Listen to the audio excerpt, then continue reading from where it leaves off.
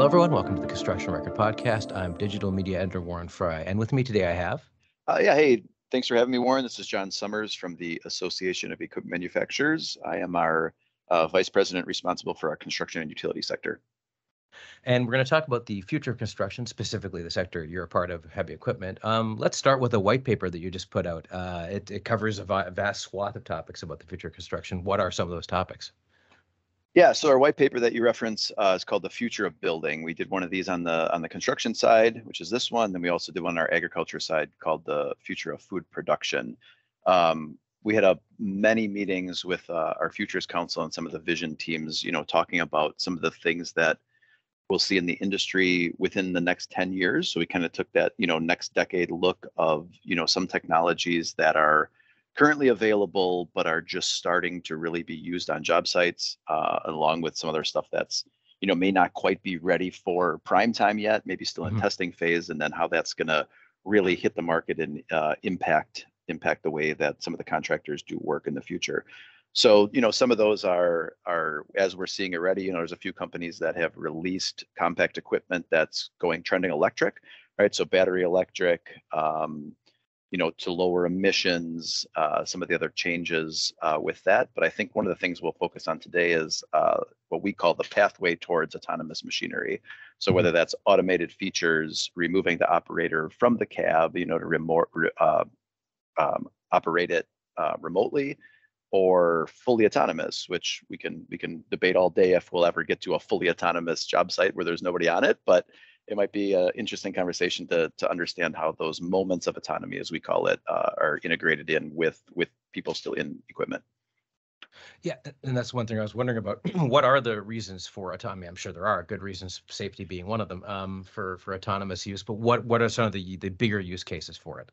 Sure. So even if we take a step back, before that, we have to look at some of the technologies that are coming together to enable this. So one of the examples I always use is, we've all used, rideshare services, Uber, Lyft, or whatever it is. If we didn't have a phone in our pocket that couldn't provide somebody else, communicate with somebody else and provide them our location, that wouldn't exist, right? So if we think about some of the sensors and camera systems that are, the price is reducing, they're becoming more readily available, and integrating those in equipment, we wouldn't be able to do autonomy, whether it's on road or off road, without all of those things kind of, overlapping and coming together. So once that starts happening, that everybody starts looking at how can I use a technology to improve my function.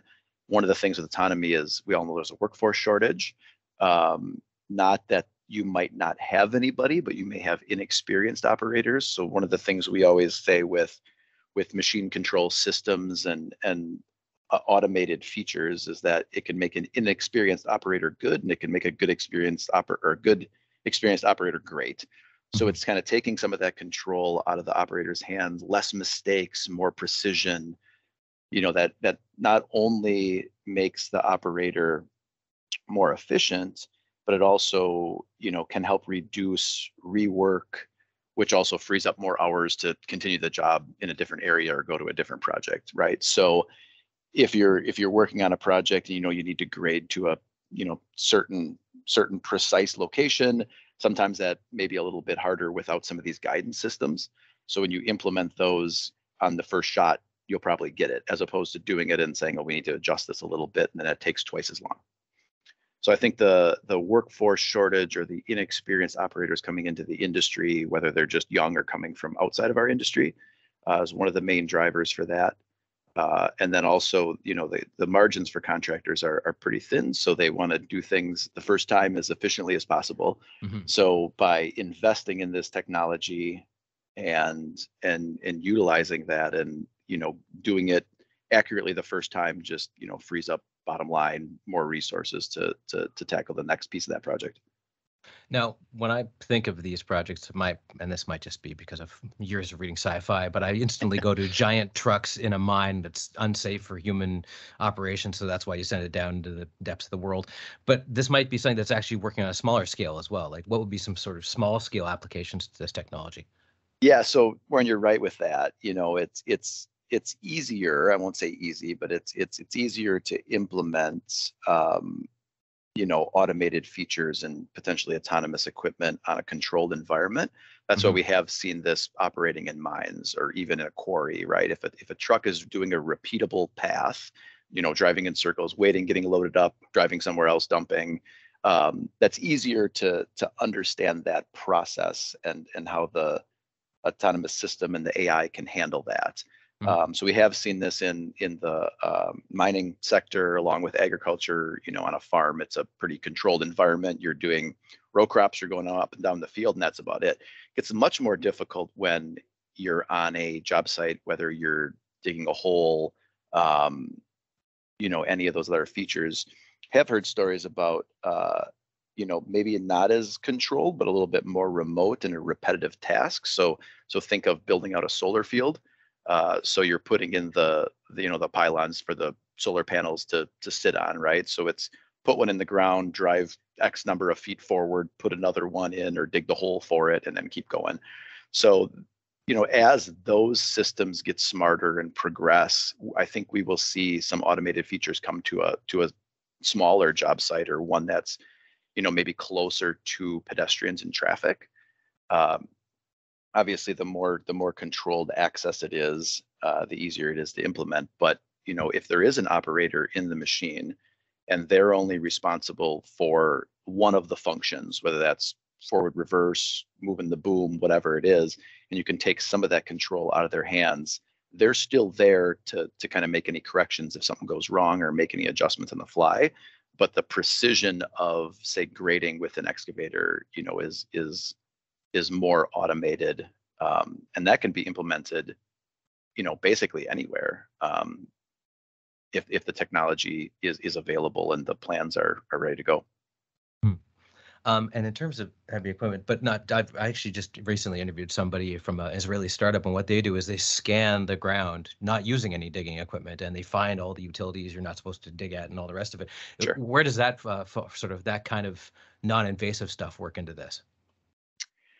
So I don't know if I've seen that. I actually know who you're talking about, and I've talked to them about that. And I don't think that technology is really in the market yet. But I mean, I think that's another thing. I mean, if you think of, whether it's a car or something driving, towards a pedestrian or a wall, right? I mean, it's even in, in my truck, the automatic braking, if I'm backing up and it detects something behind me.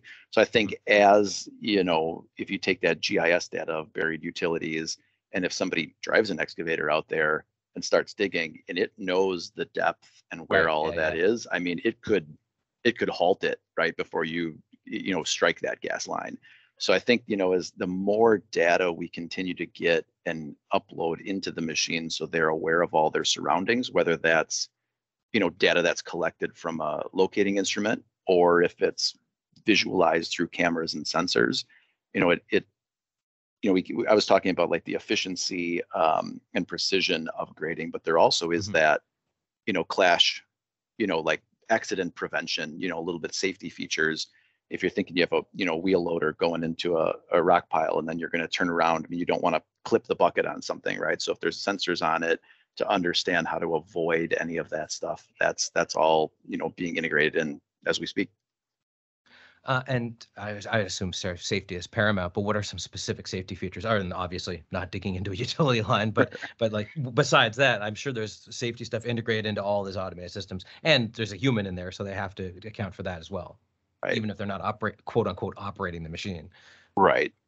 So some of the stuff that even hit on road is your beeping if there's a car behind you, and then the automatic braking that I just mentioned. So obviously there's that. If you look at the reports of catastrophic accidents on construction job sites, I always forget which one it is, but backovers is always really high. I mean, typically, some of your large wheel loaders don't have a backup camera like our on-road vehicles do.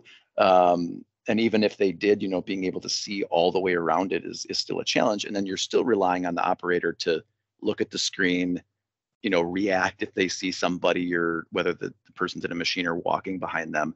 So again, it's taking that control out of the operator's hands, that's something that they don't need to control, and then apply automatic braking or collision avoidance, anything like that.